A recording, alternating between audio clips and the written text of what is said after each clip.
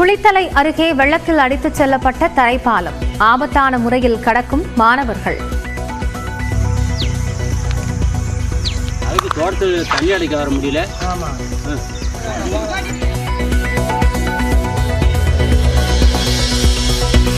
வங்கக்கடலில் நிலை கொண்டுள்ள காற்றழுத்த தாழ்வு மண்டலம் அடுத்த 12 மணி நேரத்தில் வலுவிழக்க வாய்ப்பு. சென்னைக்கு கிழக்கு வடகிழக்கே சுமார் 450 கிலோமீட்டரில் நிலை கொண்டுள்ளது.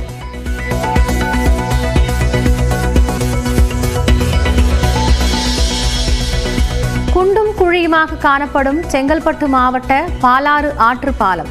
இரு மார்க்கங்களிலும் செல்லும் வாகனங்கள் மெதுவாக ஊர்ந்து செல்கின்றன.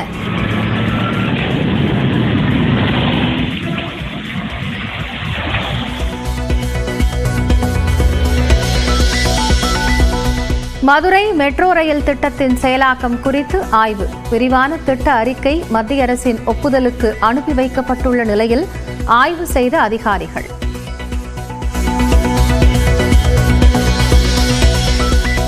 தமிழ்நாடு இந்தியாவின் 2வது பொருளாதார மாநிலம் என்று சொல்வது தவறு. மகாராஷ்டிராவிலிருந்து மும்பை எடுத்துவிட்டால் அங்கொன்றும் கிடையாது என அமைச்சர் டிஆர்பி ராஜா பேச்சு.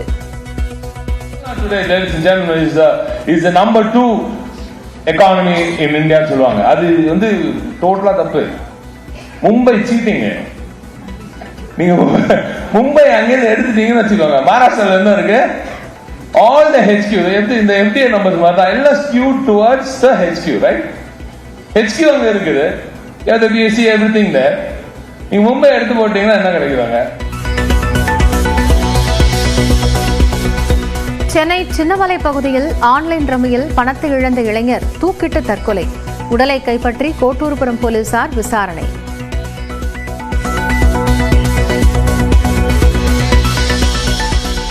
சபரிமலை ஐயப்பன் கோயிலில் நாளுக்கு நாள் அதிகரிக்கும் கூட்டம்.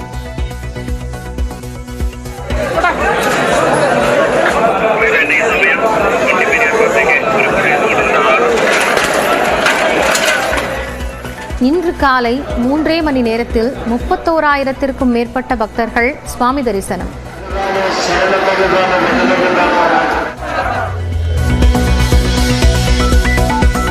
சாத்தியக்கூறு இருந்தால் உண்டியலில் விழுந்த ஐபோன் திரும்ப வழங்கப்படும். அறநிலையத்துறை அமைச்சர் சேகர் பாபு தகவல்.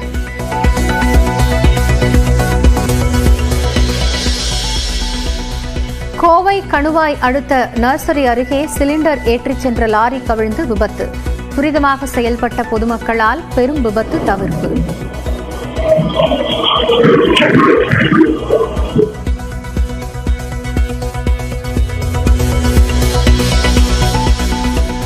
நெல்லை மாவட்டத்தில் கேரள மருத்துவ கழிவுகள் கொட்டப்பட்ட விவகாரத்தில் மேலும் 2 வழக்குகள் பதிவு. ஏற்கனவே தமிழகத்தைச் சேர்ந்த 2 ஏஜென்ட்டுகள் கைது செய்யப்பட்ட நிலையில் கேரள ஏஜென்ட்டுக்கு வலைவீச்சு.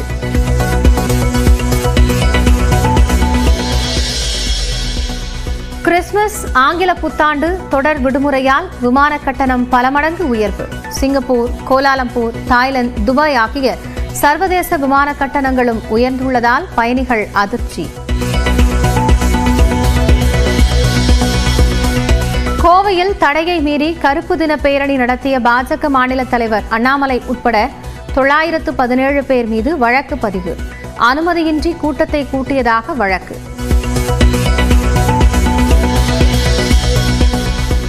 புதுச்சேரி அரசியல் வரலாற்றில் முதன்முறையாக சபாநாயகருக்கு எதிராக நம்பிக்கையில்லா தீர்மானம் கோரி மனு. முதலமைச்சர், அமைச்சர்கள் செய்ய வேண்டிய பணிகளை சபாநாயகர் செய்வதாக சுயேட்சை எம்எல்ஏ நேரு குற்றச்சாட்டு.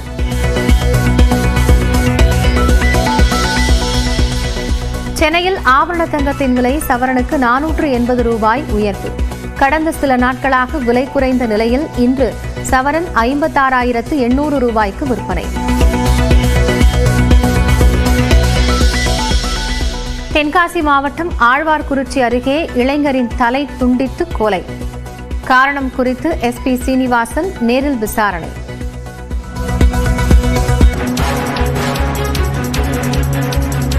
அண்மை செய்தியை பார்க்கிறோம். வார்டு மறுவரையறை இடஒதுக்கீடு நடைமுறைகளுக்கு பின்பே உள்ளாட்சி தேர்தல் தொடர்பான அறிவிப்பு வெளியிடப்படும் என்று சென்னை உயர்நீதிமன்றத்தில் தமிழக அரசு தரப்பிலிருந்து உறுதியளிக்கப்பட்டிருக்கிறது. வழக்கு குறித்த கூடுதல் விவரங்களை செய்தியாளர் மதனிடம் கேட்கலாம். மதன், வழக்கின் விவரம் என்ன? அரசு தரப்பில் சொல்லப்பட்ட பதில் என்ன? தமிழகத்தில் உள்ளாட்சி அமைப்பிற்கான அந்த பதவிக்காலம் முடிவடைய உள்ளது. இந்த நிலையில் இந்த வார்டு எல்லை மறுவரை பணிகளை முடிக்க உத்தரவிடக் கோரி முனியன் என்பவர் சென்னை உயர்நீதிமன்றத்தில் இந்த ஒரு மனுவை தாக்கல் செய்திருந்தார். அதாவது உள்ளாட்சி அமைப்புகளில் பட்டியலினத்தவர், பழங்குடியினர் மற்றும் மகளிருக்கு ஒதுக்கப்படும் வார்டுகள் குறித்து முடிவு செய்த பிறகே உள்ளாட்சி தேர்தல் அறிவிப்பை வெளியிட வேண்டும் என்று ஒரு கோரிக்கை வைக்கப்பட்டது. இந்த மனுதான் இன்று நீதிபதிகள் எஸ் சுந்தர் மற்றும் தனபால் அடங்கிய அமர்வு விசாரிக்க வந்தது. அப்போது தமிழக அரசு மற்றும் மாநில தேர்தல் ஆணைய தரப்பில் ஆதரவு வழக்கறிஞர்கள் தமிழகத்தில் இந்த வார்டு மறுவரை மற்றும் மதிப்பீட்டு பணிகள் பட்டியலினத்தவர், பழங்குடியினர் மற்றும் மகளிருக்கான அந்த இடஒதுக்கீடு குறித்து முடிவு செய்யாமல் உள்ளாட்சி தேர்தல் தொடர்பான எந்த ஒரு அறிவிப்பும் வெளியிடப்பட மாட்டாது என்று உறுதியளிக்கப்பட்டது. இந்த ஒரு வாதத்தை ஏற்றுக்கொண்ட சென்னை உயர்நீதிமன்றம் இந்த வழக்கை இன்று முடித்து வைத்து உத்தரவு பிறப்பித்துள்ளது. நன்றி மதன், விவரங்களுக்காக.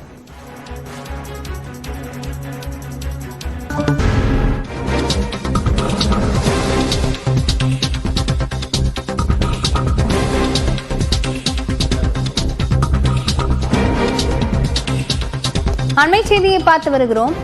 சாகித்ய அகாடமி விருது பெற்ற ஆ.இரா. வெங்கடாசலபதி முதலமைச்சரை சந்தித்து வாழ்த்து பெற்றிருக்கிறார். சாகித்ய அகாடமி விருது பெற்ற எழுத்தாளர் ஆ.இரா. வெங்கடாசலபதி முதலமைச்சர் மு.க. ஸ்டாலினை சந்தித்து வாழ்த்து பெற்றிருக்கிறார். அவர் எழுதிய திருநெல்வேலி எழுச்சியும் வ.உ.சி.யும் 1908 என்ற புத்தகத்துக்கு அவருக்கு சாகித்ய அகாடமி விருது அறிவிக்கப்பட்டிருந்த நிலையில் அவர் முதலமைச்சரை சந்தித்து வாழ்த்து பெற்றிருக்கிறார்.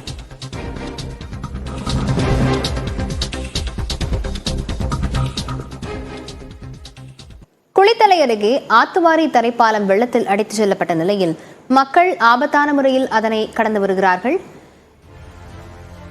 இதுகுறித்த விவரங்களுடன் செய்தியாளர் கார்த்திகேயன் இணைந்திருக்கிறார். கார்த்திகேயன், என்ன விவரங்கள்? குளித்தலை அருகே புத்தூர் ஊராட்சிக்கு உட்பட்ட வேங்கடத்தாம்பட்டி பகுதியைச் சேர்ந்த பகுதியில் ஆத்துவாரி தரைப்பாலம் என்பது, அந்த ஆத்துவாரி தரைப்பாலத்தை இடித்துவிட்டு மேம்பாலம் கட்டுமான பணி மந்த நிலையில் நடைபெற்று வருகிறது. இந்நிலையில் கடந்த சில நாட்களுக்கு முன்பு பெய்த கனமழையில் தற்காலிக பாலம் அடித்துச் செல்லப்பட்ட நிலையில் மீண்டும் சீரமைக்கப்படாததால் அந்த பகுதியைச் சேர்ந்த பொதுமக்கள், பள்ளி மாணவர்கள் ஆபத்தை உணராமல் கிட்டத்தட்ட 20 அடி பள்ளத்தில் அந்த ஆத்துவாரி இறங்கி அந்த பகுதியை கடந்து செல்லும் நிலை ஏற்பட்டு வருகிறது. குறிப்பாக கரூர் மாவட்டம் குளித்தலை தோகமலை ஒன்றியத்துக்குட்பட்ட புத்தூர் ஊராட்சி வேங்கடத்தாம்பட்டி பகுதியில் அந்த ஆத்துவாரி பாலம் தரைப்பாலத்தில் நீண்ட நாட்களாக மழை பெய்தால் தண்ணீரில் இறங்கி செல்லும் நிலை ஏற்பட்டதால் மேம்பாலம் கட்டுமான பணி கடந்த 6 மாதங்களாக துவங்கி 2 மாதம் மற்றும் பணி நடைபெற்று மந்த நிலையில் நடைபெற்று பணி தற்காலிக நிறுத்தப்பட்டுள்ளது. இதனால் தற்காலிக பாலம் அமைக்கப்பட்டு அந்த வழியாக பொதுமக்கள், பள்ளி செல்லும் மாணவர்கள் சென்றிருந்த நிலையில் தற்போது அந்த தரைப்பாலம் கடந்த சில நாட்களுக்கு முன்பு பெய்த அந்த மழையில் பெய்த கனமழையால் அடித்துச் செல்லப்பட்டது. மீண்டும் அந்த தற்காலிக பாதை அமைக்காததால் ஊராட்சி நிர்வாகத்திடம் பொதுமக்கள் தொடர்ந்து கோரிக்கை வைத்தும் நிறைவேற்றாததால் தற்போது அந்த ஆபத்தை உணராமல் 20 அடி அந்த ஆத்துவாரி பள்ளத்தில் சைக்கிளில் செல்லும் பள்ளி மாணவர்கள் இறங்கி நடந்து செல்லும் நிலை ஏற்பட்டுள்ளது. இல்லாவிட்டால் கிட்டத்தட்ட 5 to 7 கிலோமீட்டர் சுற்றி செல்லும் நிலை இருப்பதால் இந்த ஆபத்தை உணராமல் அந்த ஆத்துவாரி பள்ளத்திலே பள்ளி மாணவர்கள், பொதுமக்கள் இறங்கி சென்று வருகின்றனர். உடனடியாக அந்த பாலத்தை சீரமைத்து விரைந்து கட்டி முடிக்க வேண்டும் என்பது பொதுமக்களின் கோரிக்கையாக இருந்து வருகிறது. விவரங்களுக்கு நன்றி கார்த்திகேயன்.